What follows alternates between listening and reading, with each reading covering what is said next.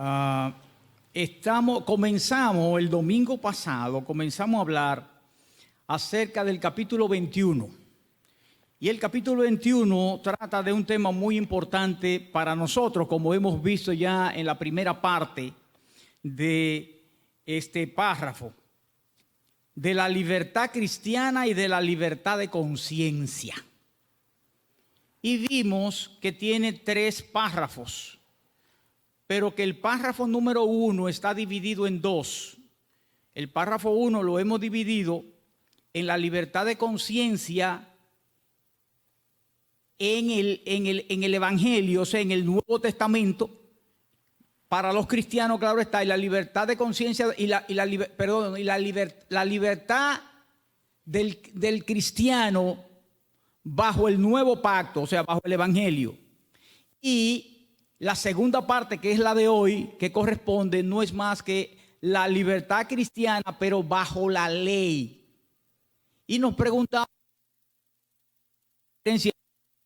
o qué diferencia existe, ¿verdad?, entre la libertad que nosotros tenemos y la libertad que ellos tenían. Y vamos a ver que en el fondo tenemos la misma libertad, pero no en la forma. No en la forma. En el fondo, ellos exactamente consiguieron, por la fe puesta, ellos consiguieron todas las libertades que Cristo compró para ellos, pero no en la forma. Vamos a ver que nosotros hemos sido llenados más plenamente de esa libertad que lo que ellos tenían. Y vamos a ver también el porqué. Amante Dios, Padre Celestial y Dios Eterno, Todopoderoso, te damos las gracias, un nuevo día, mi Dios, un nuevo primer día de la semana en el cual nosotros estamos presentes en tu casa de oración para venir a exhortarnos, para venir a reunirnos, mi Dios, siguiendo como costumbre el hecho de hacerlo, por lo que tu palabra nos dice que no dejemos de reunirnos como muchos tienen por costumbre. Nosotros hacemos, mi Dios, todo lo contrario y venimos a la casa de Dios, a la casa, mi Dios, que tú has construido para nosotros. Sabemos, mi Dios, que nosotros somos la iglesia. Sabemos que nosotros tenemos la verdad porque nosotros tenemos tu palabra y nos nutrimos a través de la misma. Y por eso nosotros deseamos, mi Dios, de todo corazón que tú llenes en este día nuestra mente, nuestro corazón y todo nuestro ser de la misma.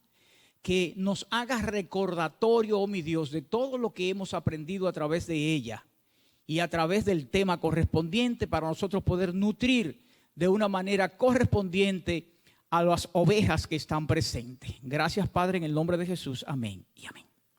Ok, nosotros vimos en la primera parte de que no es más que la composición cristiana en el Nuevo Testamento, en el Evangelio de los cristianos, nosotros pudimos ver que alguien compró nuestra libertad. Que la libertad que nosotros tenemos no ha sido comprada por nosotros mismos. Nosotros hemos recibido un regalo maravilloso. Y que ese regalo fue comprado por Cristo en la cruz del Calvario, así como también por la vivencia que Él tuvo. Porque Él tuvo una vida perfecta y esa vida perfecta nos la ha pasado a nosotros. Que era lo que realmente el Padre demandaba para ser salvo. Porque siempre nosotros hemos aprendido que la salvación no es por obra. Eso es real, no es por obra. Nadie, a excepción de Jesucristo, pudo ganarse o puede ganarse la salvación por obra. Pero en última instancia, nuestra salvación sí es por obra. ¿Por qué? Porque no es por la obra mía, fue por la obra de Él. Y si Él me pasó su vivencia, si Él me pasó su justicia, entonces yo viví la vida que Él vivió. Y por eso el Padre a mí y a todos los creyentes no le toma en cuenta los pecados, porque ya Él lo pagó en la cruz del Calvario y con su vida perfecta. De eso estamos de acuerdo. Ahora bien,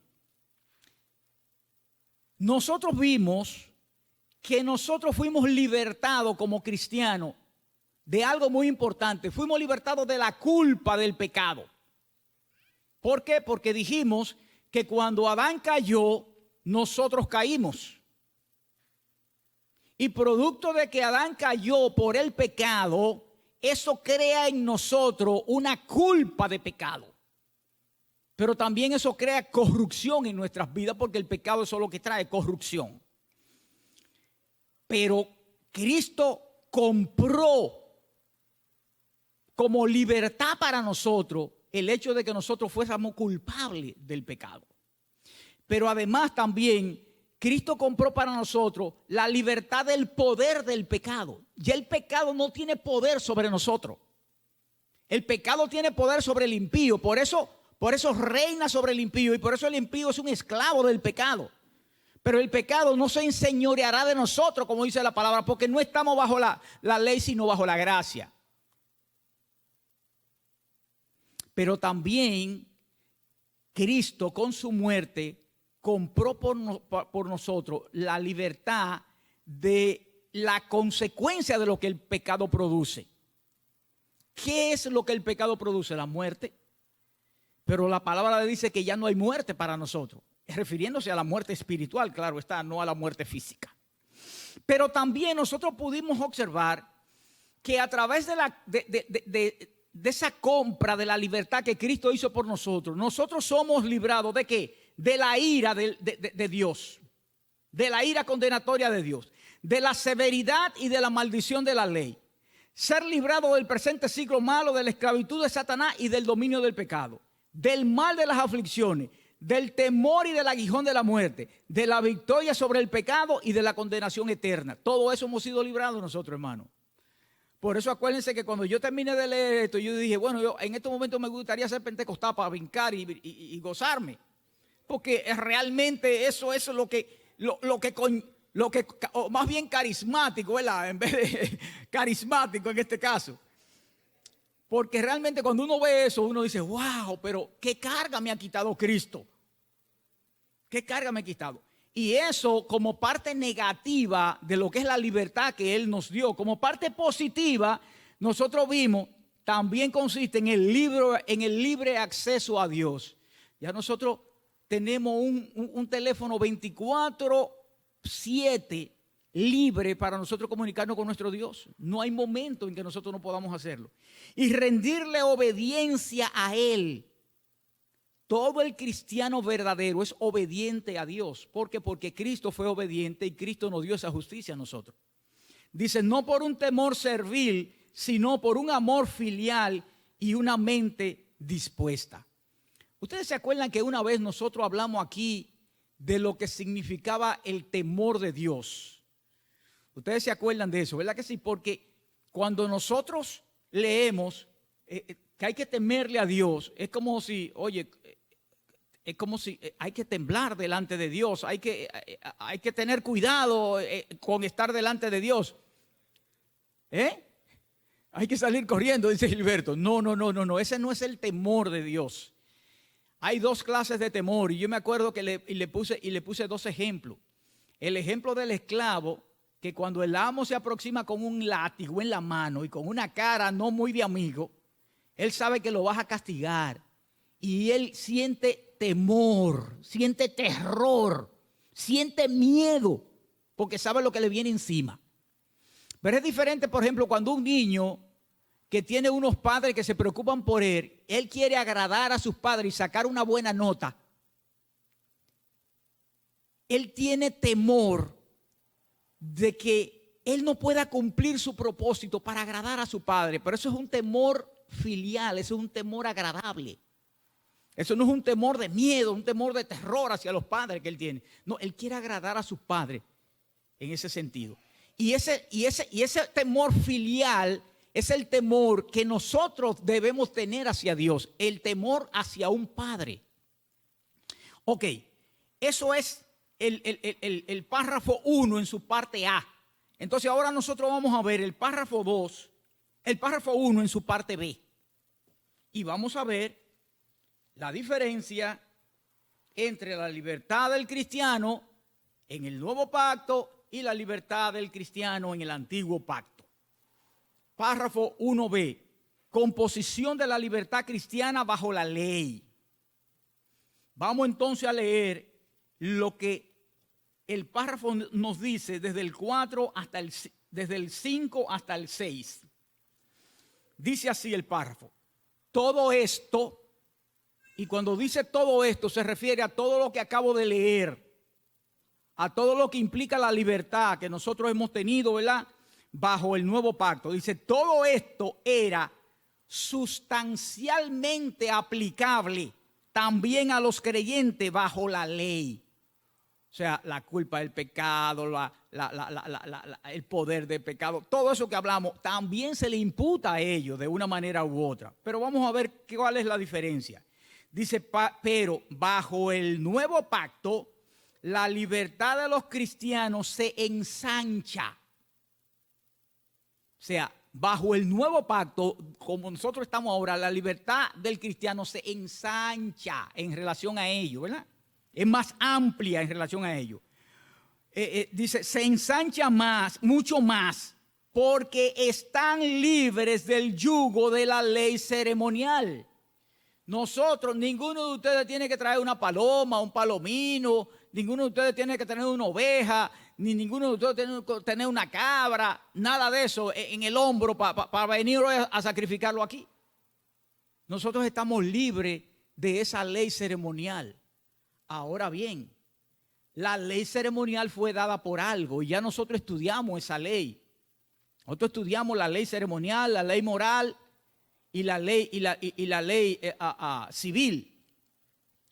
Vamos a decir algo al respecto. Dice, porque están libres del yugo de la ley ceremonial a que estaba sujeta la iglesia judía. Y mira que le llama libres del yugo. ¿Se dan cuenta de yugo? Era un yugo lo que ellos tenían. Y vamos a ver desde qué perspectiva. Y tienen ahora nosotros mayor confianza para acercarse al trono de la gracia. Y tienen una comunicación más plena con el Espíritu libre de Dios que ordinariamente tenían los creyentes bajo la ley. Vamos a hablar de todo eso un poco y vamos a meditar al respecto. La pregunta, después que nosotros terminamos de leer este párrafo, esta parte de este párrafo, la pregunta que tenemos que hacer no es la siguiente: ¿cómo pudieron ellos, o sea, los creyentes del Antiguo Testamento, cómo pudieron ellos adquirir o participar de esa libertad que hoy nosotros tenemos también?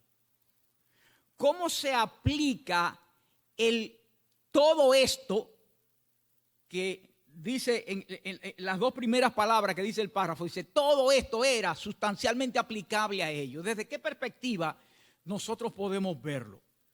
Para nosotros poder llegar a una respuesta concluyente, nosotros tenemos que irnos al principio. Tenemos que irnos a lo que sucedió en el Edén. Tenemos que irnos al hecho de que nuestros padres cayeron. Nuestros padres se rebelaron contra Dios. Y Dios, inmediatamente ellos se rebelan, ¿qué le otorga a ellos? Le otorga gracia. ¿Por qué? Porque Él debió haberlo matado de una vez. Él le otorga gracia, lo deja vivir. Pero no solamente le otorga gracia, Él le da una promesa. Aparte de la gracia, Él le adopta una promesa. Y esa promesa nosotros la vemos revelada en Génesis 3:15. En Génesis 3:15, Dios le da la promesa de un Salvador a la humanidad. Le da la promesa de un Mesías a su pueblo. Le da la promesa de alguien que iba a hacer todo lo contrario a lo que hizo Adán. Pero nosotros vemos, y ya nosotros vimos los pactos, que ese pacto de gracia se va revelando a través de todo el Antiguo Testamento de una manera progresiva, hasta llegar a su culminación en el Nuevo Pacto. Pero ¿qué sucede? Que esa promesa nunca se hizo una realidad en el Antiguo Pacto, porque Cristo no estaba presente. Por eso a ellos entonces se le da la ley, sobre todo la ley ceremonial. ¿Por qué? Porque la ley ceremonial era una tipología de esa promesa del Mesías que era Cristo. Todo lo que la ley ceremonial había que cumplir era tipificando a Cristo. Entonces, ¿cómo ellos llegaron a adoptar esa libertad de la cual nosotros estamos hablando ahora?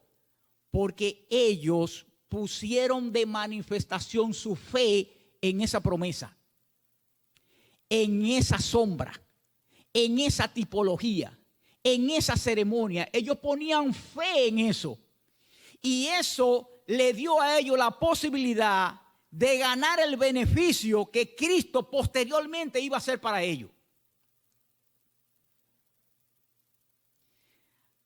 Mira que ahora me acuerdo, hay un versículo que a mí me encanta de Hebreo, yo no lo puse aquí, pero que tiene que ver con esto. Siempre me ha llamado la atención ese versículo, en Hebreos capítulo 9, versículo 15, si no me equivoco. Hebreos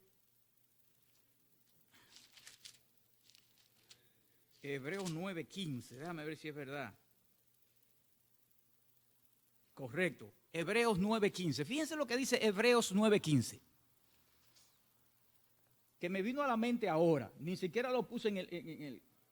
Mire, dice, así que, hablando de Cristo, por eso es mediador de un nuevo pacto, para que interviniendo muerte para la remisión de las transgresiones que había bajo el primer pacto. ¿A quién le corresponde eso?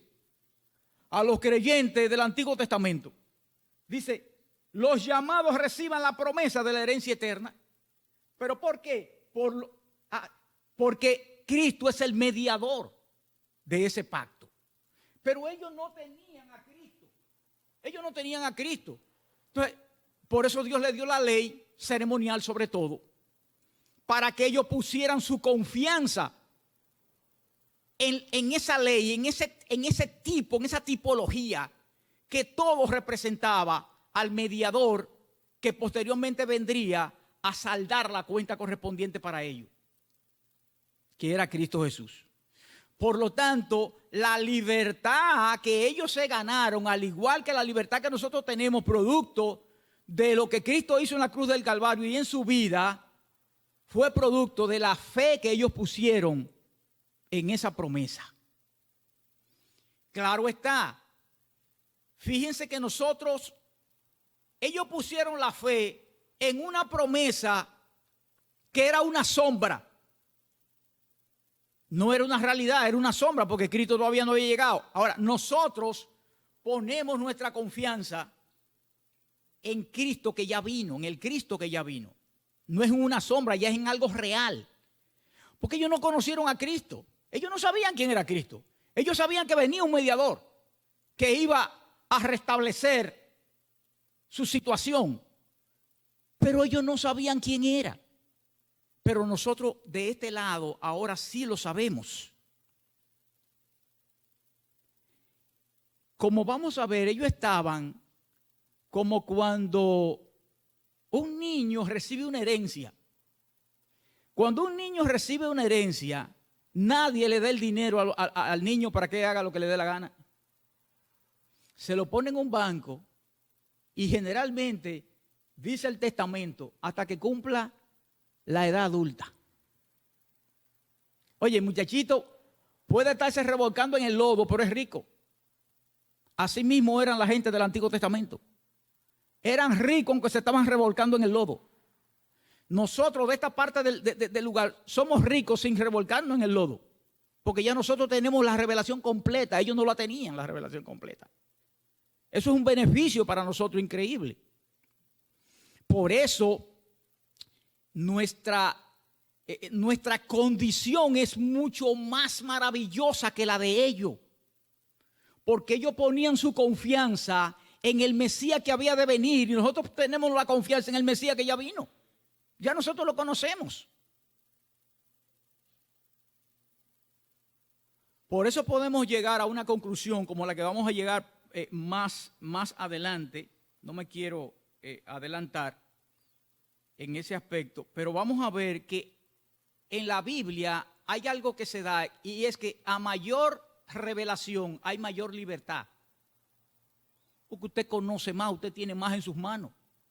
No es verdad que Adán, por ejemplo, Adán tenía la misma libertad que los creyentes del Antiguo Pacto al finalizar el Antiguo Testamento. No, eso no puede ser verdad porque ellos tenían más conocimiento, habían vivido más, tenían toda la historia ahí enfrente de ellos. Adán no tenía nada prácticamente.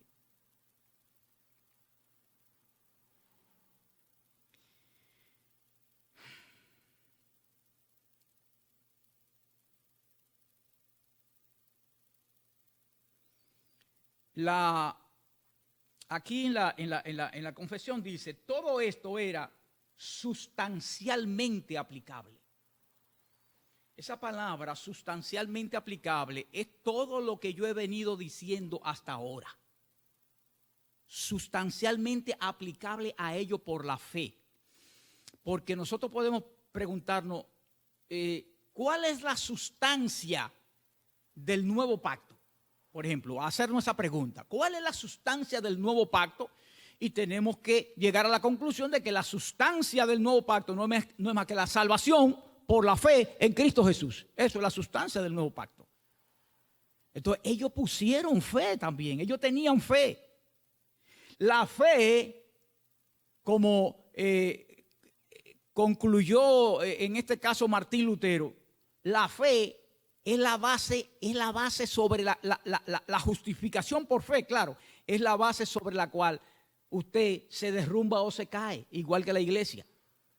Entonces, ellos tenían fe, ellos ponían fe. Ahora, ¿ellos pusieron fe en Jesucristo? No, ellos no sabían ni quién era Jesucristo. Ahora, ellos pusieron fe en una tipología que era de Cristo, que era de Jesucristo. Por eso nosotros vamos a ver que la palabra habla del yugo y también la confesión habla del yugo de la ley ceremonial. ¿Por qué era un yugo? Bueno, era un yugo porque nadie podía cumplirlo. Eso se convertía en un problema para todo el mundo. Nadie podía cumplir eso. Y llegó el momento en que no podían cumplirlo de tal manera que prácticamente le dieron la espalda. Y le dieron la espalda de tal situación que Dios llegó un momento en que dijo, mira, yo no quiero que me den más sacrificio. Ya los sacrificios de ustedes me estorban, ya no, me molestan, no lo quiero. ¿Por qué? Porque la ley ceremonial era un yugo de tal manera que ellos ya lo hacían con una incorrecta intención del corazón y en vez de darle lo mejor a Jesucristo, le daban a Dios, le daban lo peor. Lo que ellos querían salir de ellos le daban. Ese está cojo, tú esto, dale ese. Por eso es un yugo. Y nosotros estamos libres de ese yugo. Nosotros no tenemos que hacer eso.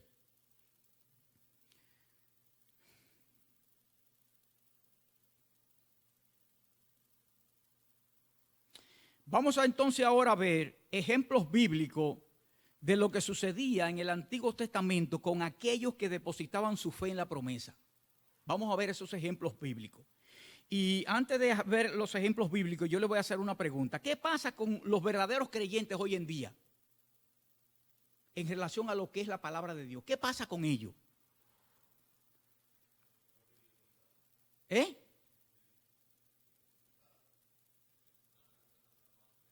No. ¿Qué pasa con los creyentes de hoy en relación a la palabra de Dios, a los mandamientos de Dios, a la ley de Dios, a los preceptos de Dios? ¿Qué pasa con ellos? ¿Qué queremos nosotros? Queremos cumplirlo. Queremos cumplirlo. Aunque no podemos cumplirlo de una manera plena, pero está en nosotros el hecho de querer cumplirlo. Por eso usted es cristiano. Usted quiere los 10 mandamientos, usted quisiera, todos los días de su vida usted quisiera hacerlo. ¿Por qué? Porque usted es cristiano. El impío no. El impío no quiere hacerlo. Y esa es su voluntad. Ok, entonces vamos a ver qué pasa con esta gente del Antiguo Testamento en relación a ese concepto que acabamos de decir. ¿Querían ellos hacer la voluntad de Dios? Bueno, vamos a ver lo que nos dice la palabra. Vamos a ver lo que nos dice el Salmo 19, del 7 al 9. Y ustedes me dirán, una persona que escribe esto, ¿qué concepto tiene? Dice, la ley de Jehová es perfecta, que convierte el alma. El testimonio de Jehová es fiel, que hace sabio al sencillo. Los mandamientos de Jehová son rectos, que alegran el corazón. El precepto de Jehová es puro, que alumbra los ojos. El temor de Jehová es limpio, que permanece para siempre. Los juicios de Jehová son verdad, todos justos. La ley de Jehová es perfecta. El testimonio de Jehová, los mandamientos de Jehová, el precepto de Jehová, el temor de Jehová, los juicios de Jehová. Está hablando de conceptos que también nos competen a nosotros y que nosotros queremos realizar. Y fíjense qué alabanza él está dando a cada una de esas características. O sea, el que escribió eso, lo escribió con la misma fe que nosotros tenemos hacia nuestro Dios. Y fue eso que se le tomó a ellos en cuenta en el Antiguo Testamento para ser libre, la fe que ellos depositaron.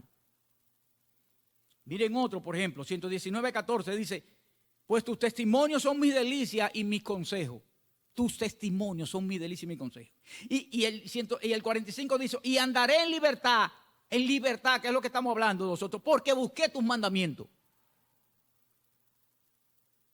Depositaban fe en la sombra, depositaban fe en los mandamientos, en los preceptos, en la tipología. Ellos depositaban su fe en eso. Y eso se le computó entonces para que Cristo en el día que hizo la redención correspondiente también le tocara a ellos. 119, 47, 48 dice, y me regocijaré en tus mandamientos. Lo mismo que yo quiero hacer. A los cuales he amado los mandamientos. Alzaré asimismo mis manos a tus mandamientos que amé y meditaré en tus estatutos. O sea, solamente una persona que tenga fe puede decir eso. Entonces, esa fe le computó a ellos la justicia de Cristo. Vamos a seguir leyendo. Salta Romanos 5, Romanos 4, salta y vete a Gálatas. Gálatas 3 del 6 al 9 dice, fíjense, aquí estamos en el Nuevo Testamento, estamos aquí. Vimos el Viejo Testamento, los Salmos, pero fíjense, en el Nuevo Testamento se hace referencia también al Antiguo Testamento en relación a eso mismo que estamos hablando. Fíjense lo que dice. Así Abraham creyó a Dios y le fue contado por justicia. Eso es Génesis 15:6. Así creyó a Dios y le fue contada por justicia. Sabed por tanto que los que son de fe, estos son los hijos de Abraham. Y la Escritura, previendo que Dios había de justificar por fe a los gentiles, dio de antemano la buena nueva a Abraham diciendo, en ti serán benditas todas las naciones. Y mira cómo termina. De modo que los de la fe son bendecidos con el creyente Abraham. Los de la fe en todo sentido. En este caso, los del Antiguo Testamento, los de la fe. La fe fue que le llevó a ellos a conquistar lo que ellos conquistaron. Y por último, Hebreos 11, 33 y 34 dice que por la fe, hablando acerca de los héroes de la fe, fíjense lo que dice, que por la fe conquistaron reino, hicieron justicia, alcanzaron promesas, taparon boca de león, apagaron fuego impetuoso, evitaron filo de espada, sacaron fuerza de debilidad, se hicieron fuertes en batalla, pusieron en fuga ejércitos extranjeros por la fe. O sea, la fe es el medio instrumental mediante el cual nuestros hermanos del Antiguo Testamento alcanzaron la generosidad de Dios, de la salvación en Cristo Jesús. Por la fe. Ahora vamos a ver cómo la libertad cristiana se amplía bajo el nuevo pacto. cómo esa libertad cristiana es más amplia en nosotros. Dice así, sigue diciendo. Dice, pero bajo el Nuevo Testamento, la libertad de los cristianos se ensancha mucho más porque están libres del yugo de la ley ceremonial a que estaban sujetas la iglesia judía.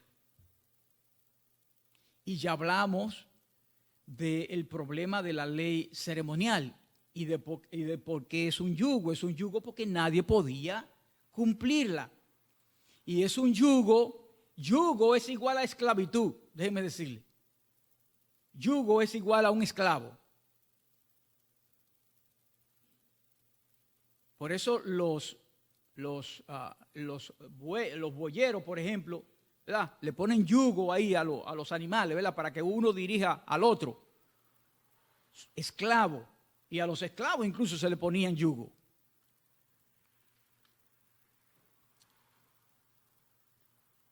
Pero, y ya hemos visto incluso cómo la ley ceremonial llegó a ser un yugo tan fuerte para ellos que al fin y al cabo hasta la espalda le dieron, de manera que Dios rechazó totalmente la ceremonia que ellos querían hacerle a Dios a través de la ley. Pero dice, además la palabra nos enseña algo muy importante. La palabra nos enseña, y es que los creyentes del Antiguo Testamento eran niños. Y vamos a ver en qué sentido eran niños. Eran niños, eran esclavos en el Antiguo Testamento. En relación a lo que es el proceso de redención de la humanidad. Ustedes se acuerdan, no sé si alguna vez creo que le he hablado de esto, de lo que es el proceso de redención en la Biblia desde Génesis hasta Apocalipsis.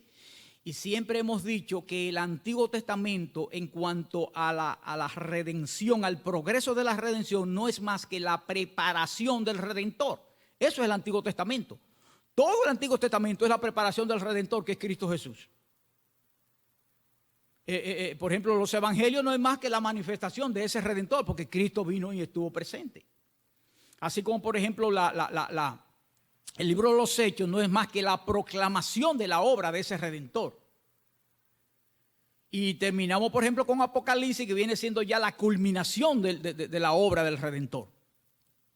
Pues bien, ellos estaban en la preparación de la obra del Redentor. El Redentor no estaba presente.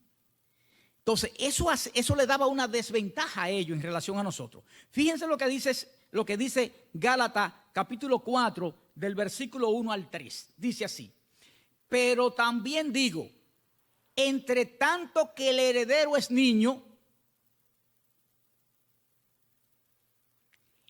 en nada difiere del esclavo. Le está llamando niño al esclavo también, o esclavo al niño le está diciendo. Aunque es señor de todo. Fue el ejemplo que yo le puse ahorita del niño que heredó los 2 o 3 millones, pero no tiene nada. No tiene nada. Todos están en el banco. Hasta que él no cumpla 18 o 21 años, eso le va a pasar a él. Pero mientras tanto no tiene absolutamente nada. Eso pasaba con la gente del Antiguo Testamento. Dice, así también nosotros, refiriéndose nosotros a los judíos, dice, cuando éramos niños, estábamos en esclavitud bajo los rudimentos del mundo, porque estábamos bajo los rudimentos de la ley. Pero cuando vino el cumplimiento del tiempo, ¿cuál cumplimiento del tiempo? El cumplimiento del tiempo que el Padre había manifestado en relación a Cristo. Dios envió a su Hijo, nacido de mujer y nacido bajo la ley. O sea, totalmente diferente. Lo que nosotros conocemos hoy, el privilegio que nosotros tenemos hoy, ellos no lo tenían. Ellos hubiesen querido conocer lo que nosotros conocemos. Déjeme decirle. Pero no podían, porque todo es un proceso. Todo es un proceso. Vamos a ver. Bueno, acuérdense que Pablo, cuando está hablando aquí en relación a la ley, es lo que está argumentando o defendiendo lo que es el propósito de la ley. Desde el capítulo 3 él viene defendiendo el propósito de la ley. ¿Y qué propósito tenía la ley en el Antiguo Testamento y qué propósito para los creyentes, cómo se aplicaba a los creyentes la ley. Pero acordémonos también que antes de eso él había dicho que la ley era un ayo para nosotros. Era un ayo para nosotros, o sea, para los judíos, no para nosotros en el sentido de lo que nosotros somos hoy. Para ellos era un ayo. ¿Por qué? Porque la ley lo llevaba de la mano. Y acuérdense que en esos tiempos el ayo de los hijos era el esclavo. Por eso lo comparan con el esclavo en este caso también. Vamos a ver lo que nos dice Colosenses 2 del 16 al 17. Dice así: podemos observar, en relación a lo que vamos a leer, dice, podemos observar las advertencias que hace Pablo contra mandamientos de hombre en estos versículos. Observar las advertencias que hace Pablo contra los mandamientos de los hombres. ¿Por qué? Porque acuérdense que estamos en Colosa. Y el problema de Colosa, al igual que el problema que había en los Gálatas, igual que el problema que había en las cartas juaninas, igual que el problema que había en Hebreos, era que los judaizantes se habían metido dentro de la iglesia y querían que los nuevos creyentes se judaizaran otra vez, volvieran a la ley. Que miren lo que le dice él: por tanto, nadie os juzgue en comida o bebida, o en cuanto a días de fiesta, luna nueva o días de reposo, todo lo cual es sombra de lo que ha de venir, pero el cuerpo es de Cristo. Ojo con esto, Colosenses es maravilloso para aquellos que quieren ser legalistas, para aquellos que quieren ser, que hay que guardar tal día, que hay que guardar el otro, que hay que guardar la luna y la comida y que no te ponga esta ropa. No, llévelo aquí a Colosenses. Y mire lo que dice ahí: nadie te juzgue en comida o en bebida. Ya eso de los animales de Levítico capítulo 11, que el pueblo de Dios no podía comer, eso no nos compete a nosotros. O en cuanto a día de fiesta, luna nueva o día de reposo. ¿Por qué? Porque los judíos que estaban dentro de la iglesia querían que guardaran el sábado. Y él está diciendo aquí, ni siquiera el día de reposo. Porque todo eso es que sombra de lo que había de venir. Y si es una sombra de lo que había de venir, cuando vino ya la sombra dejó de ser entonces. Pues ya tenemos lo verdadero con nosotros. En tercer lugar, vamos a seguir leyendo y dice: y tienen ahora mayor confianza para acercarse al trono de gracia. ¿Cómo era que los creyentes del Antiguo Testamento se podían comunicar con Dios? ¿De qué manera se podían comunicar ellos con Dios?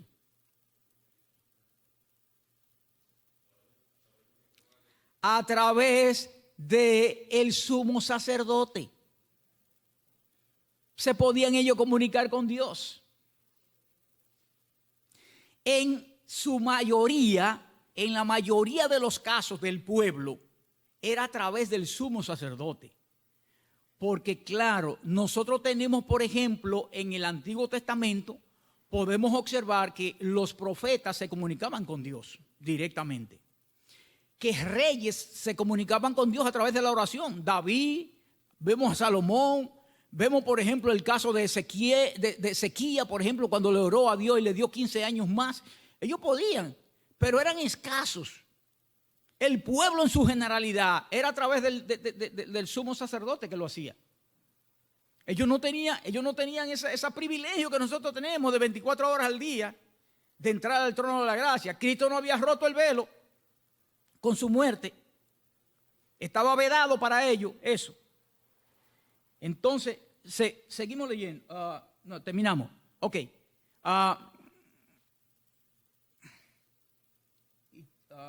Y tienen una mayor confianza para acercarse al trono de gracia. Ok. Vamos a ver lo que nos dice Hebreos capítulo 10, versículos 19 y 21 al respecto. Dice, así que hermanos, teniendo libertad de entrar en el lugar santísimo por la sangre de Jesucristo, por eso ellos no podían entrar todo, a excepción del sumo sacerdote, y una vez al año podía entrar al lugar santísimo solamente. Acuérdense, el sumo sacerdote podía entrar al lugar santísimo una sola vez al año, el día 10 del mes de Tinsri, del séptimo mes del calendario judío. Ellos podían entrar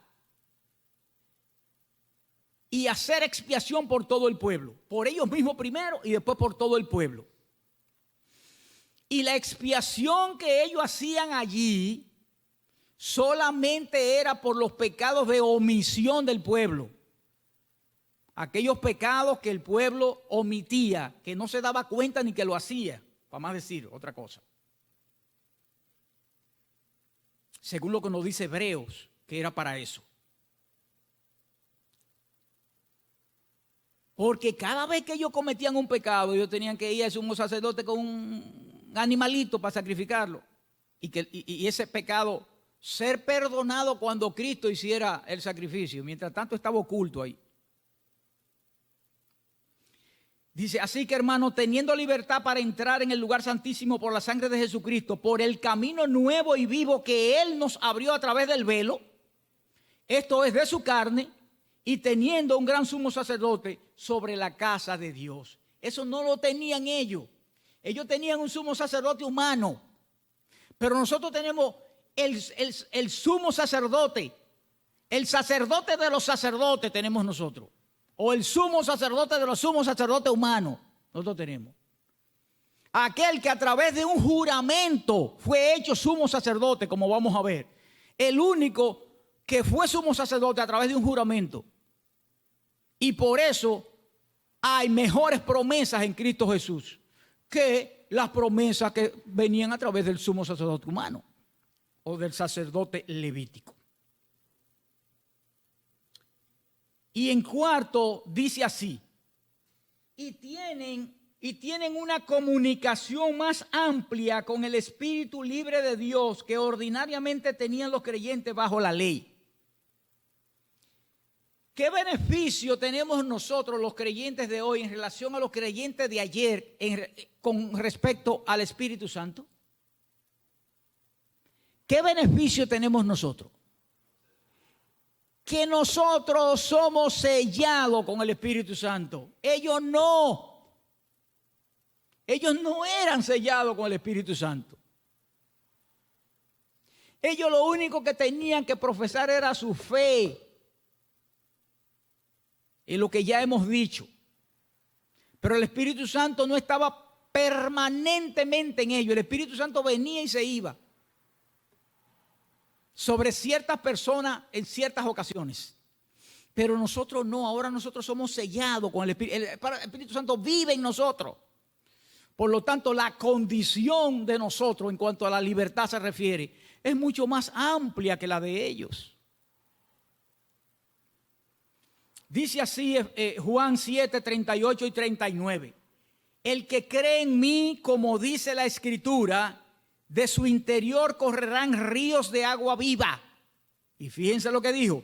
Y esto dijo del Espíritu que habían de recibir los que creyesen en Él. Pues aún no había venido el Espíritu Santo porque Jesús no había sido aún glorificado.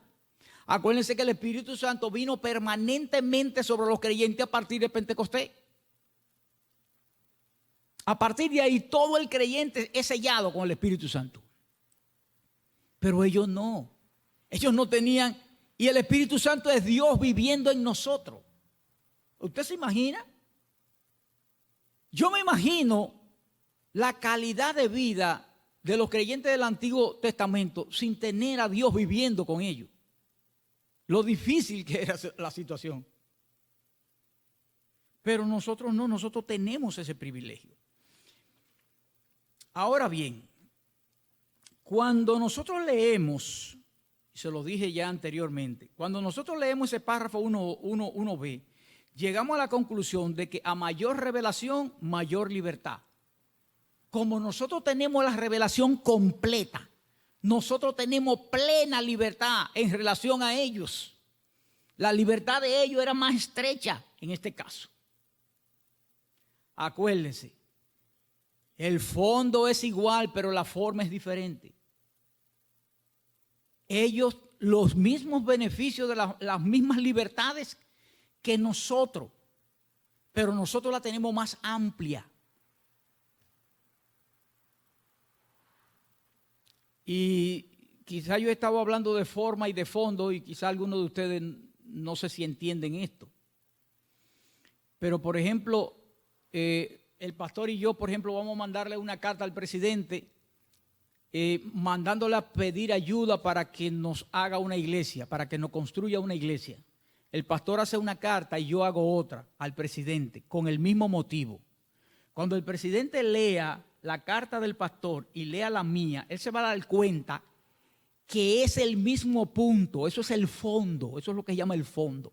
Ahora, cuando él lea la carta, el pastor va a decirle eso con una palabra y yo se lo voy a decir con otra, eso es la forma. Entonces, es desde esa perspectiva que hay que ver la libertad de ellos y la libertad de nosotros. El fondo es la misma, pero la forma es diferente. Nosotros tenemos más libertad en ese sentido que ellos.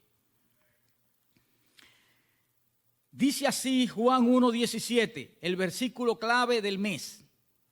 Pues la ley por medio de Moisés fue dada, pero la gracia y la verdad vinieron por medio de Jesucristo. Y usted pensará, bueno, aquí lo que dice es que la ley vino por Moisés y que la gracia y la verdad fue Jesucristo que la trajo. Por lo tanto, si yo parto de esa premisa, yo voy a decir que en el Antiguo Testamento no había gracia ni había verdad. No. Eso no es lo que quiere decir. Mucho cuidado con eso. Eso no es lo que quiere decir, Él está haciendo una especie de comparación entre Moisés y Jesucristo. La gracia y la verdad siempre han existido después que Adán pecó. Porque ya dijimos que Dios no lo mató y eso es gracia. Y aparte de eso le dio una promesa, más gracia todavía. Y esa promesa iba a culminar con lo que es el nuevo pacto que nosotros tenemos hoy. Porque fue la promesa de la simiente que iba a redimir al ser humano que le dio. Entonces, la gracia y la verdad siempre han existido. Ahora bien, la gracia y la verdad, ¿ellos conocían la gracia y la verdad? No. Los del Antiguo Testamento no conocían eso. La palabra de Dios nos habla de gracia a nosotros a partir del Nuevo Testamento.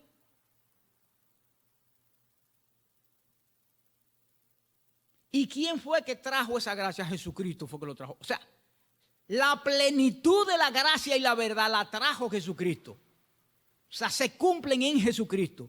Pero no significa que en el Antiguo Testamento no había gracia ni había verdad. Ajá.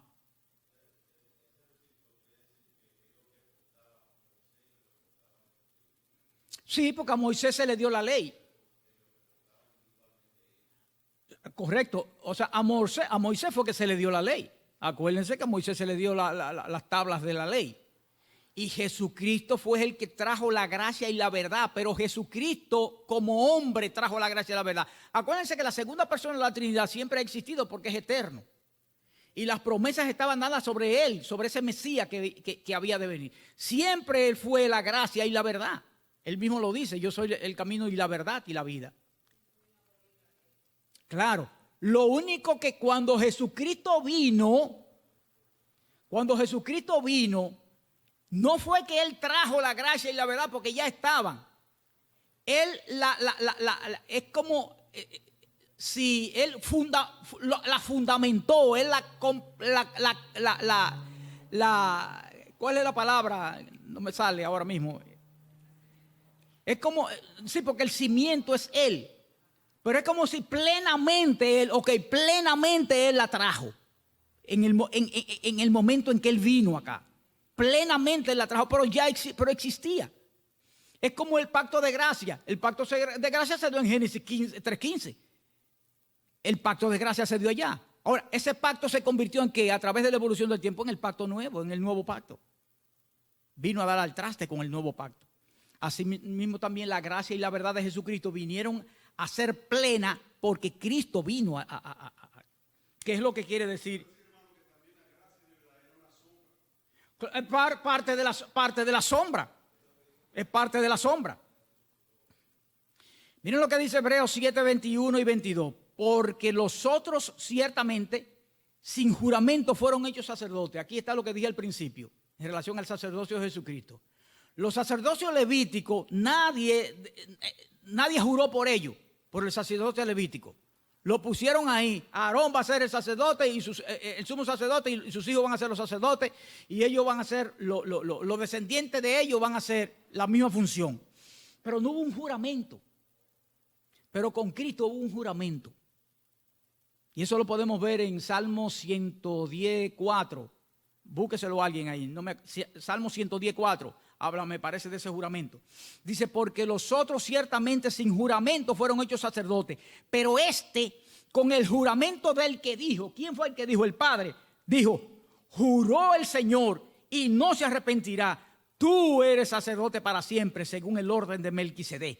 Por tanto, Jesús es hecho fiador, o sea, garante de un mejor pacto. ¿Se dan cuenta? Garante de un mejor pacto. Pero Jesús no estaba con ellos, con la gente del Antiguo Testamento. Entonces ellos no podían tener un mejor pacto. El mejor pacto lo tenemos nosotros. Salmo 110:4 es que lo dice, ¿verdad?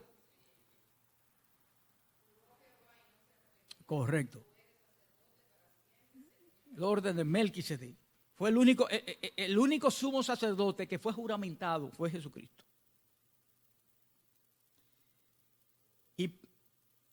Y por último, Hebreos 8:6 dice, pero ahora tanto mejor ministerio es el suyo, hablando de Jesucristo, cuanto es mediador de un mejor pacto, establecido sobre mejores promesas. Nosotros tenemos mejores promesas. El pacto de nosotros es mejor que el pacto del Antiguo Testamento. Nosotros le llevamos todos esos beneficios, aunque la libertad de ellos fue producto igualito que la libertad que nosotros tenemos en Cristo Jesús, pero la libertad de ellos era limitada en relación a la libertad que nosotros tenemos, que es plena, completa. Y ya vimos que dice de un mejor pacto, porque ya vimos en Hebreos 7:22, ya vimos que fue hecho bajo un juramento. Y las mejores promesas, si usted quiere leer las mejores promesas, usted se lee Hebreos 8, del 8 al 12, y ahí le va a decir toda la promesa que nosotros tenemos que no tenían ellos. Exactamente hoy terminé a las 45. Así que Dios le bendiga y Dios le guarde. Ya ustedes saben que a partir del domingo que viene no vamos a seguir con el capítulo 21 para terminarlo, sino que vamos a entrar en las 5 solas, lo que implica que en noviembre entonces seguiremos para terminar este capítulo tan interesante.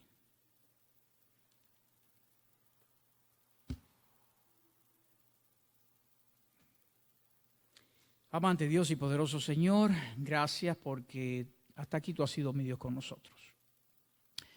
Nos ha dado, mi Dios, el alimento espiritual que viene desde el trono de la gracia. Nosotros lo hemos digerido, nosotros lo hemos asimilado, Padre Celestial. Y gracias por estas enseñanzas tan maravillosas. Nosotros no debemos de ufanarnos por la misma, nosotros no debemos de sentirnos orgullosos por la misma, pero sabemos que la libertad completa, que la libertad plena dentro del proceso de redención de la humanidad nos corresponde, mi Dios, a nosotros, a los creyentes, incluido, mi Dios, en el nuevo pacto. Gracias de todas maneras porque nuestros hermanos del antiguo pacto alcanzaron las mismas libertades que nosotros tenemos, porque no fue libertad nuestra, no fue libertad de ellos, sino que fue la libertad provista por Cristo Jesús, por su vida y por su sacrificio. De todas maneras, mi Dios, Nos sentimos satisfechos por el hecho de estar en esta etapa de la vida, de conocer a plenitud todas tus enseñanzas, de conocer a plenitud, mi Dios, todas tus palabras, de tener la obra completa, el canon completo, Señor, de lo que tú nos has revelado. Gracias, Padre, en el nombre de Jesús. Amén.